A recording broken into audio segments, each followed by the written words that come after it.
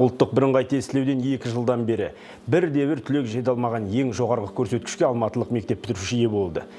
140 балл жинаған қыздың есімі Шияра Құдайбергенова. Алматылық түлек Шияра Құдайбергенова ұлттық бірыңғай тестілеуден ең жоғары көрсеткіш 140 балл жинады. Алматылық оқушы ұлттық бірыңғай тестілеуден 140 балл алды. 2 жыл күттірген 140 балл. Алматылық түлек ұлттық бірыңғай тестілеуде ең жоғарғы нәтиже көрсетті. Бір қызығы бірде-бір сұрақтан мүлт кетпеген қыз алтын белгі иегері емес екен. Биыл ұбытыдан ең жоғарғы балды Шияра Құдайбергенова есімді қарындасымыз алды. Оның қуанышына ортақтасып, өмірлік сынақтардан сүрінбей өтіп, үлкен жетістіктерге жетуіне тілектеспіз. Ал осындай қызды тәрбиелеген ата-анасына алғыс білдіреміз. Сіздерге Алла тағала разы болсын. Гүлназ Үмітбекова есімді Facebook қолданушысының парақшасынан Шияра қарындасымызға қатысты жан айқайға толы пікірін оқыған соң, назардан тыс қалдыра алмадық. Себебі бұқаралық ақпарат құралдары көздерінен мұндай мәліметтерді мүлдем естімейсіздер. Гүлназ ханым былай деп жазған екен: Біз бәріміз білеміз, биыл Қазақстан бойынша ең жоғарғы 140 балды Шияра Құдайбергенова алды. Бұған қатысты өзімнің эмоциямды әрең ұстадым. 140 балл алғанын хабарлаған соң, барлық жерде тексерулер басталып, гаджеттер, ноутбуктер, қоңыраулар, смс-тер, қоршаған адамдар, тіпті Шымкенттегі маған дейін жетті. Сонда не деп айтқанын білесіздер ме? Ешбір жағдайда оған Шияраға анасы ай сайын 40 мың теңге төлеп қосымша курстарға барғанын, оның ақылы мектептердегі дәрістерге қатысқанын айтуға болмайды. Ол жас кезінен намаз оқып, ораза ұстайтынын, оның соңғы 2 жылда түнгі тахаджуд намаздарына тұрып, үнемі мешітке барып, Алладан жәрдем сұрағанын айтуға болмайды. Өзінің шариғаттағы міндеттерін орындайтын мұсылман екенін айтуға болмайды. Сұхбат алу кезінде жоғарыда тізбектелген сөздердің бірде-біреуін айтуға болмайды. Және оның өзі берген сұхбаттарында өзіне Алладан басқа ешкім көмектескен жоқ деген сөзін қиып тастаған. Ол қарапайым отбасынан шыққан. Оның көкесі мен бәкесі немесе ақшасы жоқ. Одан да қатты қынжылтқаны, оның анасына қатысты жасалған әділетсіздік.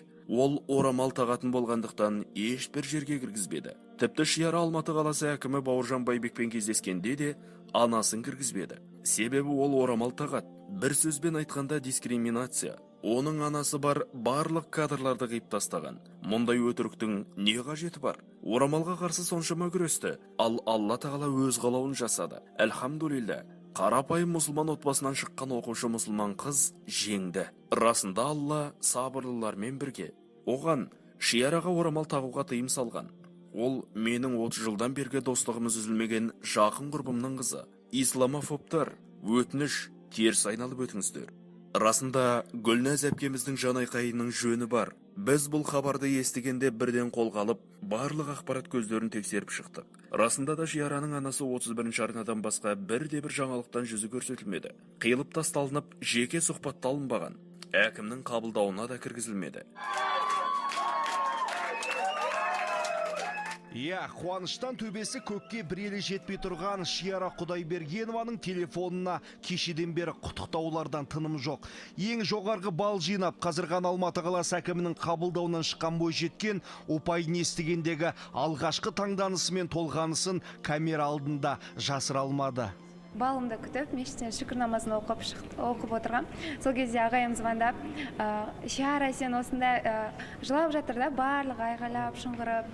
Мен түсінген жоқпын, ағай қанша қорқып тұрмын. Проходной бар ма ағай деп ең бастысы сол сұрақ болды. Салыстыру үшін айта кетер болсақ, Сарыағаш қаласынан 139 балл жинаған қарындасымыз әкімнің қабылдауына анасымен бірге кірген. Анасына да алғыс білдіріліпті.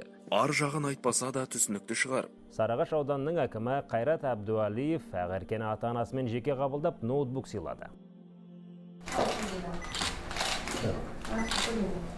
Ақерке Тастан ұлттық бірыңғай тестілеуге 9-шы сыныптан бастап дайындалған екен. Жазғы 3 айлық демалыста қажетті оқулықтарды сатып алып, ал Шияраның анасына қатысты әділетсіздік пен Алланың шариғатына қарсылық бізді ғана емес, әділетті қалайтын әділ жандар мен қоғамды ренжітті. Жалпы Алланың шариғатына қарсы мұндай күпірлік оқиғалар көптеп орын алуда.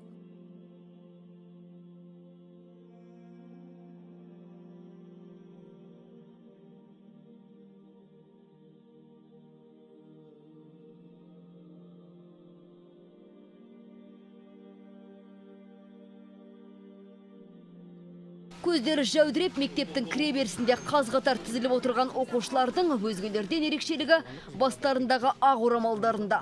Бір айдан бері емін-еркін білім алып келген қыздар 2 күннен бері сыныптарына кіре алмай жүр. Нақтысы орамалды шешуді талап еткен мектеп басшылығы кіргізбей қойған. 6 сыныпта оқитын Фатима 2-90 басталғалы сабақтан шеттетіліпті. Бұған мектеп формасына бағынбай орамал таққаны себеп болған екен. Оқуда озат, үлгілі оқушы жақында мектептегі үздіктер тақтасындағы суретінің алынып тасталған естіп, ұстаздарыма қатты ренжідім дейді.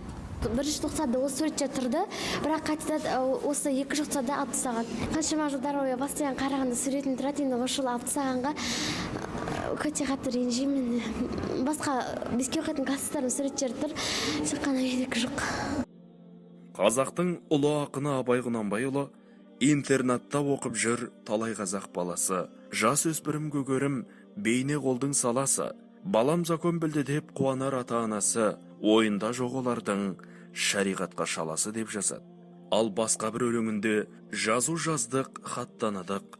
Болды ғазат молдадан, шал оқудан не жарыдық, қалғаннан соң құрнадан дейді.